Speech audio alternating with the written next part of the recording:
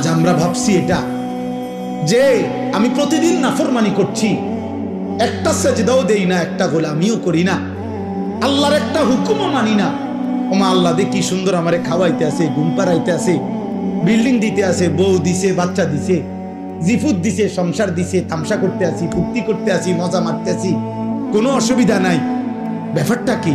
আল্লাহ বলেন, হ্যাঁ বান্দা, ব্যাপারটা হলো এই, মালিক ইয়াউমিদ্দিন, হিসাবের জন্য তো আজকের দিন না, হিসাবের জন্য তো আখিরাত। আলাদা দিন রাখছি তো আমি আজ যা দিয়েছি সেদিন আখিরাতে নিয়ে আমার একটা একটা নিঃশ্বাসের হিসাব আমি আল্লাহ নেব।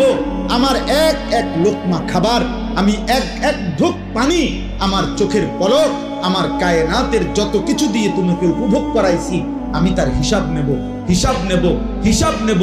আমি বাদশাহ, আমি রাজা ধীরাজ, আমি মালিক, আমি কিয়ামত দিবসের বিচার দিবসের মালিক। অতএব শুনে নাও, বাদশাহ যেমন আদর করে বাদশাহ তেমন শাস্তিও দেয়, বাদশাহ যেমন পুরস্কার দেয় বাদশাহ তেমন শাস্তিও দেয়।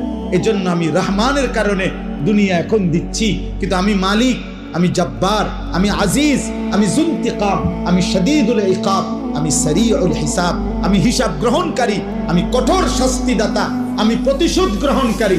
অতএব আমি আখিরাতে ছাড়ব না বান্দা। আমার একটা একটা নিয়ামতের সেকেন্ড সেকেন্ড, মিনিট মিনিট, মুহূর্ত মুহূর্তের হিসাব আমি নেব, নেব, নেব।